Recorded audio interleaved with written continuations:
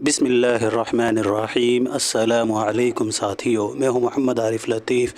دوستوں میں لے کر حاضر ہوا ہوں U G C NET J R F کے کچھ اہم معروضی سوالات و جوابات۔ تو چلیے بلا تاخیر اس کلاس کو شروع کرتے ہیں۔ آج کا ہمارا پہلا سوال ہے، کسی متن کے قلمی اور غیر مطبوعہ نسخے کو کیا کہتے ہیں؟ کشکول، مخطوطہ، لوح یا پھر تحشیہ؟ جی ساتھیو، تو سوال نمبر 51 کا صحیح جواب ہو جائے گا مخطوطہ۔ کسی متن کے قلمی اور غیر مطبوعہ نسخے کو مخطوطہ کہتے ہیں۔ بڑھتے ہیں سوال نمبر 52 کی طرف۔ ان میں صحیح جواب کی نشاندہی کیجیے۔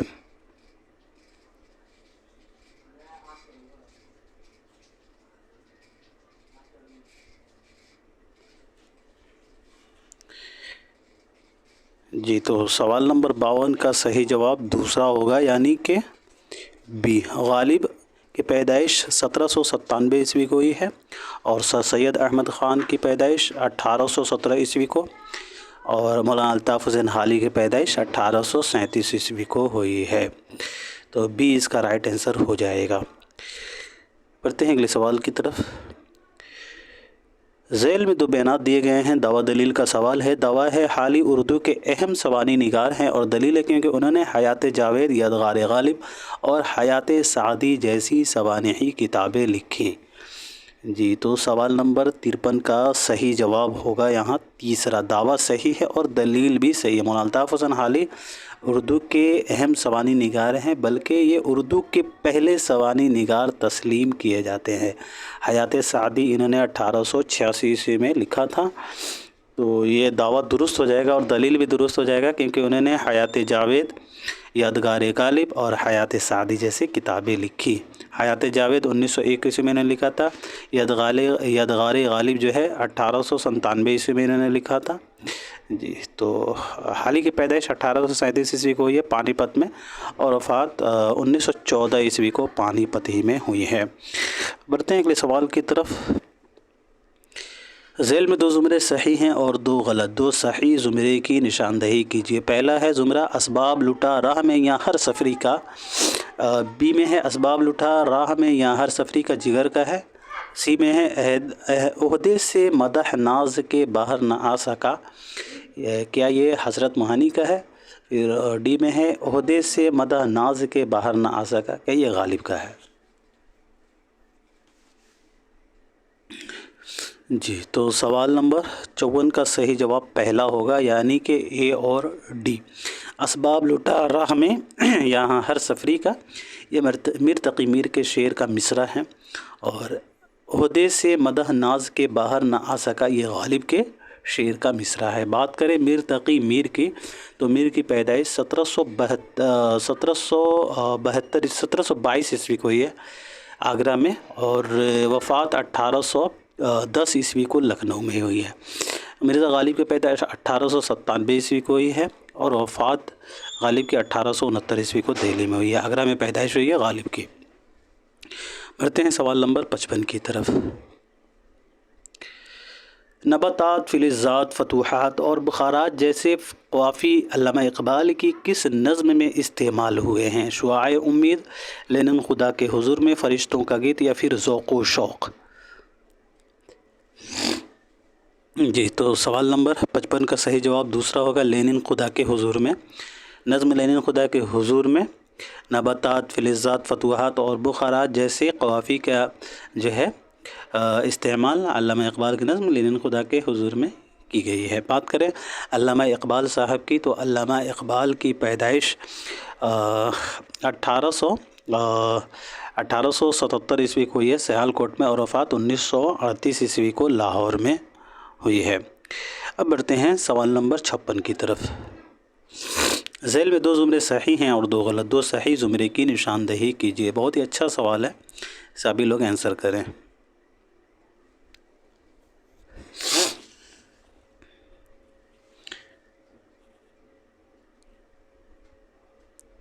جی ساتھیو، تو سوال نمبر 56 کا صحیح جواب ہوگا پہلا، یعنی کہ اے اور بی۔ مسعود حسین خان کی لسانیات پر کتاب مقدمہ تاریخ زبان اردو، اور عبد القادر سروری کی کتاب زبان اور علم زبان۔ بات کریں اردو زبان اور لسانیات، تو اردو زبان اور لسانیات جو ہے یہ شوکت سبزواری کی کتاب ہے۔ اردو زبان اور لسانیات شوکت سبزواری کی نہیں ہیں بلکہ گوپی چند نارنگ کی ہے، معاف کیجیے گا، گوپی چند نارنگ کی کتاب ہے اردو زبان اور لسانیات۔ اس کے علاوہ جو ہے یہاں دیا گیا ہے اردو کی کہانی۔ اردو کی کہانی یہ نصیر الدین ہاشمی کی نہیں ہے بلکہ سید احتشام حسین صاحب کی یہ کتاب ہے، ضرور یاد رکھیے گا، بہت ہی امپورٹنٹ کتابیں ہیں، یہ لسانیات سے متعلق کتابیں ہیں۔ تو مقدمہ تاریخ زبان اردو مسعود حسین خان کی کتاب ہے، 1948 عیسوی میں میرے خیال سے منظر عام پر آیا ہے، اور عبد القادر سروری کی کتاب زبان اور علم زبان، اردو زبان و لسانیات، گوپی چند نارنگ اور اردو کی کہانی سید احتشام حسین کی اہم تخلیق ہے۔ بات کریں مسعود حسین کی پیدائش اور وفات کی، تو مسعود حسین خان کی پیدائش جو ہے وہ 1919 عیسوی کو قائم گنج فرخ آباد میں ہوئی ہے، اور وفات 2010 عیسوی کو قائم گنج ہی میں ہوئی ہے۔ محی الدین قادری زور صاحب کی پیدائش کب ہوئی ہے دوستو؟ تو محی الدین قادری زور کی پیدائش 1905 عیسوی کو ہوئی ہے حیدرآباد میں، اور وفات 1962 عیسوی کو کشمیر میں ہوئی ہے۔ چلیے جو بڑھتے ہیں سوال نمبر 57 کی طرف۔ یہی کچھ ہے ساقی متاع فقیر، اسی سے فقیری میں ہوں میں امیر۔ یہ شعر علامہ اقبال کی کس نظم کا ہے؟ لالۂ صحرائی، ساقی نامہ، ذوق و شوق، یا پھر شعاع امید؟ جی تو سوال نمبر 57 کا صحیح جواب ہوگا دوسرا، یعنی ساقی نامہ۔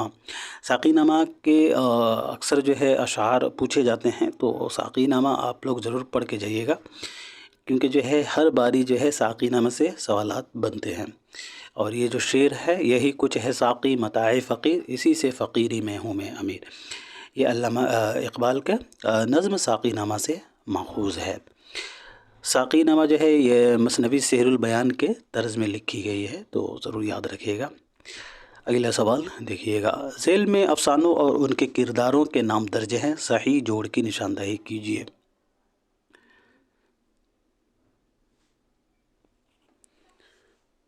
جی تو اس سوال کا صحیح جواب ہوگا تیسرا، ٹوبہ ٹیک سنگھ کا کردار ہو جائے گا بشن سنگھ۔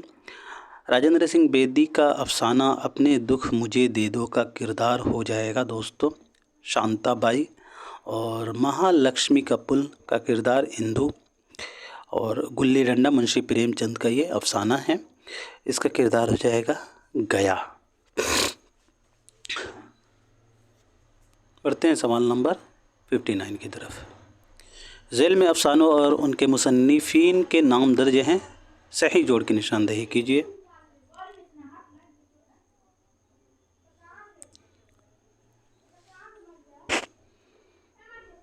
جی تو اس سوال کا صحیح جواب ہوگا دوسرا، دو مزدور، سہیل عظیم آبادی کا افسانہ کردار ہے دو مزدور۔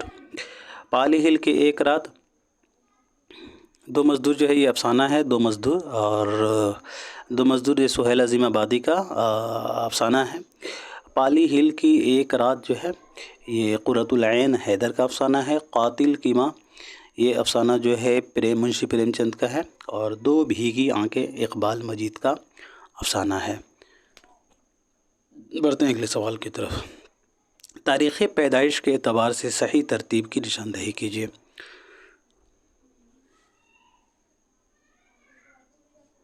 جی تو تاریخ پیدائش کے اعتبار سے ہمارا تیسرا رائٹ آنسر ہو جائے گا کلیم الدین احمد، پھر احتشام حسین، اس کے بعد وزیر اعلیٰ اور گوپی چند نارنگ۔ 1908 عیسوی کو کلیم الدین احمد کی پیدائش ہوئی ہے، اور سید احتشام حسین کی پیدائش 1912 عیسوی کو ہوئی ہے۔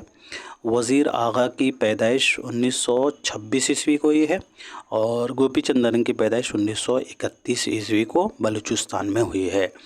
بات کریں کلیم الدین احمد کی وفات کی، تو کلیم الدین احمد صاحب کی وفات 1983 عیسوی کو ہوئی ہے پٹنہ میں، اور سید احتشام حسین کی وفات 1972 ईस्वी को हुई है इलाहाबाद में।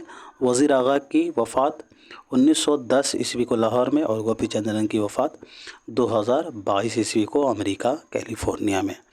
बढ़ते हैं सवाल नंबर 61 की तरफ। दावा दलील का सवाल है। दावा है इकबाल उर्दू के अजीम शायर हैं, और दलील है इसकी क्योंकि उन्होंने फ़ारसी में भी शायरी की है। जी, इस सवाल का सही जवाब क्या होगा?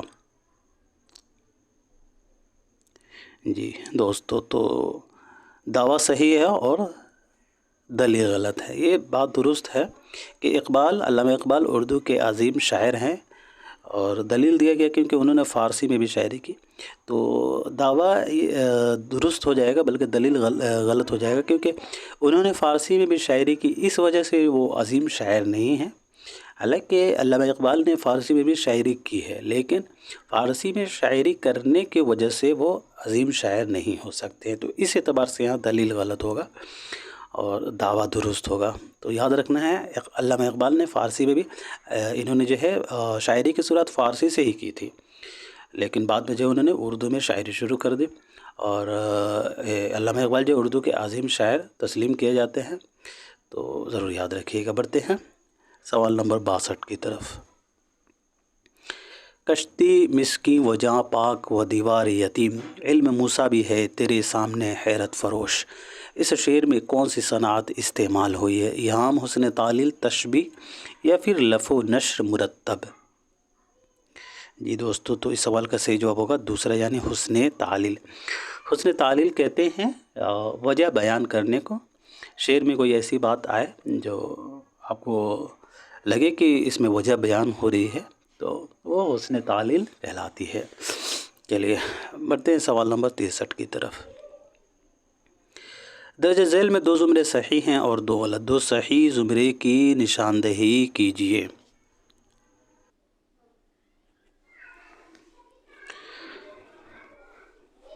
जी, तो सवाल नंबर 63 का सही जवाब होगा चौथा, यानी कि बी और डी।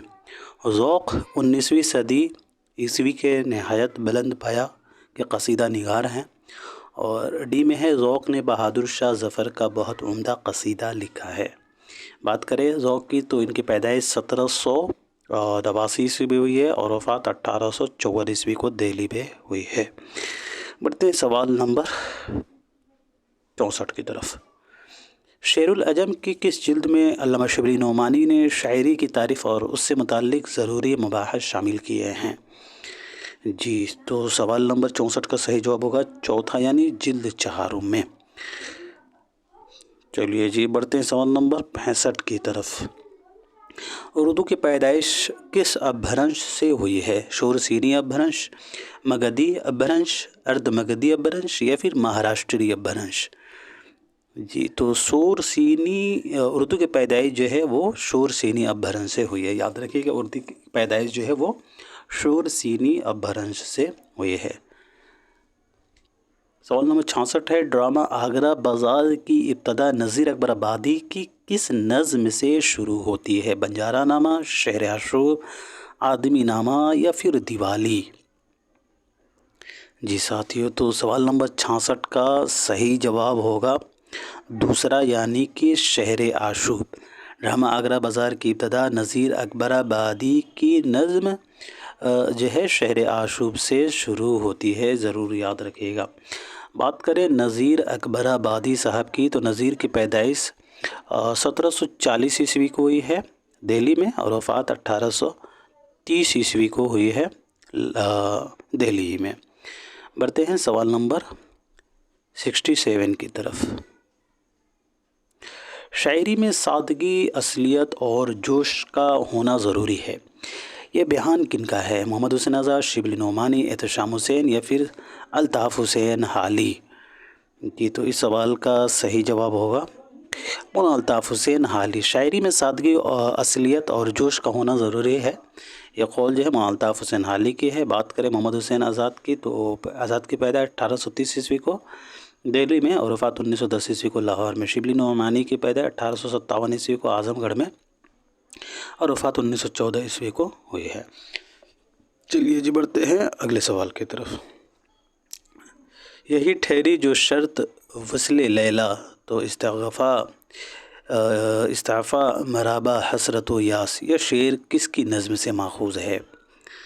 جی دوستو، تو اس سوال کا صحیح جواب ہوگا ہمارا دوسرا، یعنی اکبر الہ آبادی۔ اکبر الہ آبادی کے یہ نظم سے ماخوذ ہے۔ بات کریں اکبر الہ آبادی کی دوستو، تو اکبر الہ آبادی صاحب کی پیدائش 1846 عیسوی کو ہوئی ہے، 1846 عیسوی کو ہوئی ہے الہ آباد میں، اور وفات 1921 عیسوی کو ہوئی ہے۔ ساحل لدھیانوی کی پیدائش 1921 عیسوی کو ہوئی ہے لدھیانہ میں، اور وفات 1980 عیسوی کو ہوئی ہے۔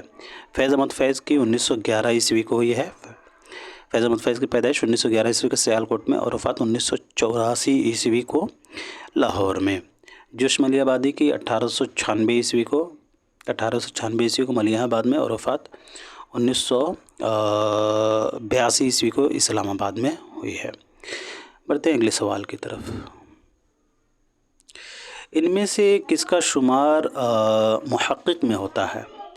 جی تو محقق قاضی عبدالودود ہیں۔ قاضی عبدالودود بہار کے رہنے والے تھے۔ ان کی پیدائش کاکو بہار میں 1896 عیسوی کو ہوئی تھی، اور قاضی عبدالودود صاحب کی وفات جو ہے وہ 1984 عیسوی کو ہوئی تھی کاکو بہار ہی میں۔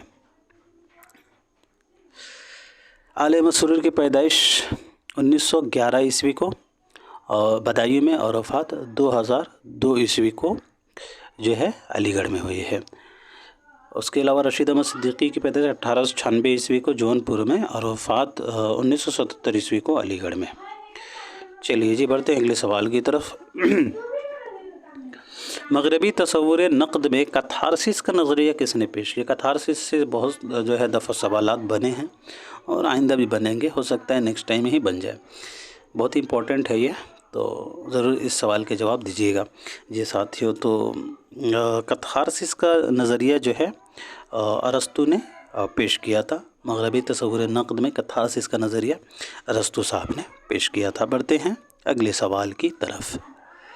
دیا شنکر نسیم کے استاد کا نام کیا ہے؟ تو دیا شنکر نسیم کے استاد کا نام جو ہے دوستو آتش ہے۔ ضرور یاد رکھیے گا، دیا شنکر نسیم کے استاد کا نام آتش ہے۔ دیا شنکر نسیم کی پیدائش 1811 عیسوی کو لکھنؤ میں، اور وفات 1845 عیسوی کو لکھنؤ ہی میں ہوئی ہے۔ داخلہ صاحب، ان کا مثنوی گلزار نسیم کب منظر عام پر ہے؟ انہوں نے کب تحریر کیا تھا؟ تو یاد رکھیے گا 1839 عیسوی میں، اور یہ مثنوی پہلی بار 1844 عیسوی میں شائع ہوئی ہے۔ بڑھتے ہیں اگلے سوال کی طرف۔ مغل دور نے ہندوستان کو 3 چیزیں دیں: غالب، اردو اور تاج محل۔ یہ قول کن کا ہے؟ جی تو یہ قول جو ہے دوستو رشید احمد صدیقی کا ہے۔ مغل دور نے ہندوستان کو 3 چیزیں دیں: غالب، اردو اور تاج محل۔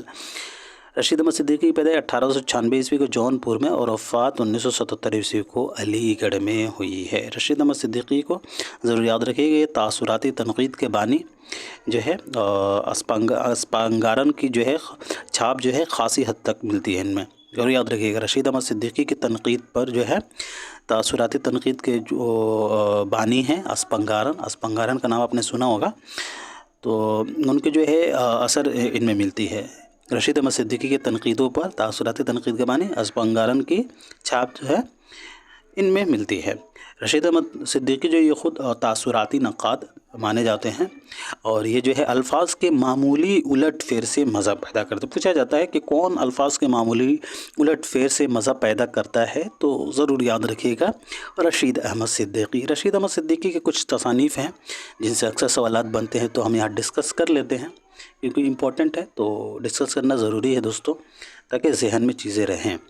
جی ان کی جو ہے تصانیف میں تنزوہ مضاحکات جو ہے یہ تنقیدی کتاب ہے ان کا۔ غالب کی شخصیت اور شاعری، یہ بھی ان کی اہم کتاب ہے۔ جدید غزل اکثر پوچھا جاتا ہے، یہ مضمون کی کتاب ہے۔ اور ان کا ایک خود نوشت ہے آشفتہ بیانی، ضرور یاد رکھیے گا، خود نوشت جو ہے آشفتہ بیانی، یہ بھی پوچھا جاتا ہے۔ اور رشید احمد صدیقی کے پہلے خاکوں کا مجموعہ گنج ہائے گرامایا ہے، یہ بھی پوچھا جاتا ہے، 1937 سے منظر عام پر آیا، اور گنج ہائے گرامایا میں 16 خاکے شامل ہیں۔ اس کے علاوہ دوستو رشید احمد صدیقی کے ریڈیائی تقریروں کا مجموعہ خنداں ہیں۔ یہ بھی پوچھا جاتا ہے کہ رشید احمد صدیقی کے ریڈیائی تقریروں کا مجموعہ کیا ہے، تو خنداں ہیں۔ اس کے علاوہ جو ہے یہ قول ہے رشید احمد صدیقی کا، یہ شاعری دنیا کی مادری زبان ہے، مشہور قول ہے۔ اور شاملین سامعین کا عشائیہ چارپائی وکیل صاحب، یہ دونوں جو ہیں عشائیہ ان کے مضامین رشید میں شامل ہیں۔ جو مضامین رشید ہے وہ 20 مضامین پر مشتمل ہے۔ یاد رکھیے کہ چارپائی اور وکیل صاحب مضامین رشید میں شامل ہیں، اور مضامین رشید 20 مضامین پر مشتمل ہے دوستو، ضرور یاد رکھیے گا۔ اس کے علاوہ جو ہے ان کا شامل نصاب خاکہ بھی ہے، تو خاکہ کندن ان کا شامل نصاب ہے، اور ان کے دوسرے خاکوں کے مجموعے ہم نفسان رفتہ میں شامل ہیں۔ یاد رکھیے گا چونکہ داخل نصاب ہے تو ہو سکتا ہے پوچھ لیا جائے کہ رشید احمد صدیقی کے خاکہ ان کے کس مجموعہ میں شامل ہیں، تو ہم نفسان رفتہ 1996 میں منظر عام پر آیا ہے، اور ہم نفسان رفتہ میں ٹوٹل 7 خاکے ہیں، ضرور یاد رکھیے گا۔ اس کے علاوہ جو ہے نام دیو مالی جو ہے ان کا خاکہ ہے، اور یہ جو ہے نام دیو مالی یہ چند ہم عصر میں شامل ہے۔ اب بڑھتے ہیں اگلے سوال کی طرف۔ امراؤ بیگم کس شاعر کی شریک حیات تھیں؟ تو امراؤ بیگم جو ہے وہ غالب کی شریک حیات تھیں، ضرور یاد رکھیے گا۔ غالب کی پیدائش 1897 عیسوی کو ہوئی ہے آگرہ میں، اور وفات جو ہے غالب کی 1869 عیسوی کو ہوئی ہے، 1797 عیسوی کی پیدائش ہے غالب کی، اور وفات 1869 عیسوی کو ہوئی ہے۔ یاد رکھیے دوستو شمس الرحمن فاروقی نے 138 اشعار کی تشریح جو ہے 138 اشعار کی تصریح جو ہے تفہیم غالب کے نام سے کیا ہے۔ تفہیم غالب آپ نے نام سنا ہوگا، بہت ہی امپورٹنٹ ہے، بہت ہی مشہور ہے، تو ضرور یاد رکھیے گا۔ تفہیم غالب کے نام سے جو ہے شمس الرحمن فاروقی صاحب نے جو ہے 138 اشعار کی تشریح کی ہے تفہیم غالب کے نام سے فاروقی صاحب نے۔ بڑھتے ہیں اگلے سوال کی طرف۔ داستان زبان اردو ان میں سے کس کی تصنیف ہے؟ دوستو داستان زبان اردو بہت ہی مشہور کتاب ہے، لسانیات سے متعلق ہے۔ جی ساتھیو، تو داستان زبان اردو جو ہے شوکت سبزواری کی کتاب ہے۔ اردو زبان و لسانیات اوپر ہم لوگوں نے ذکر کیا ہے، آپ لوگ کمنٹ سیکشن میں لکھ کر بتائیں، میں دیکھنا چاہتا ہوں کہ کس کو یاد ہے۔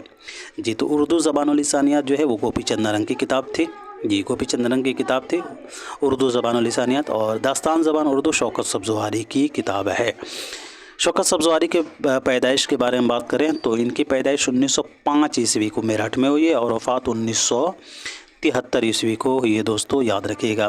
شوکت سبزواری کی اہم تصانیف میں یہ کتابیں جو ہیں داستان زبان اردو، اردو زبان کا ارتقاء اور اردو لسانیات، ضرور یاد رکھیے گا۔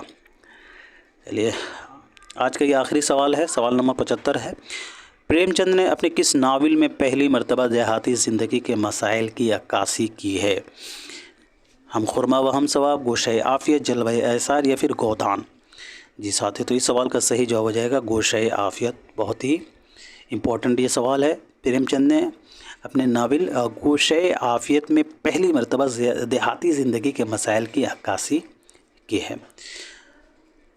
بات کریں منشی پریم چند کی تو ان کی پیدائش 1880 عیسوی کو بنارس کے لمحی گاؤں میں ہوئی، اور وفات 1936 عیسوی کو بنارس کے لمحی گاؤں میں ہوئی ہے۔ منشی پریم چند کا پہلا ناول کون سا ہے دوستو؟ پہلا ناول تو یاد رکھیے گا منشی پریم چند کا پہلا ناول اسرار معابد ہے۔ اسرار معابد جو ہے یہ منشی پریم چند کا پہلا ناول ہے، اور یہ ایک ہفت وار آواز خلق میں 1903 سے قسط وار شائع ہونا شروع ہوا تھا، اور اسرار معابد جو ہے یہ منشی پریم چند کا پہلا نامکمل ناول بھی ہے، ضرور یاد رکھیے گا۔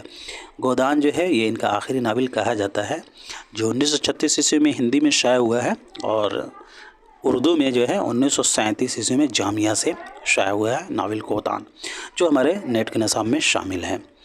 تو آپ مجھے بتائیے گا کمنٹ سیکشن میں لکھ کر کہ منشی پریم چند کا پہلا افسانوی مجموعہ کون سا ہے؟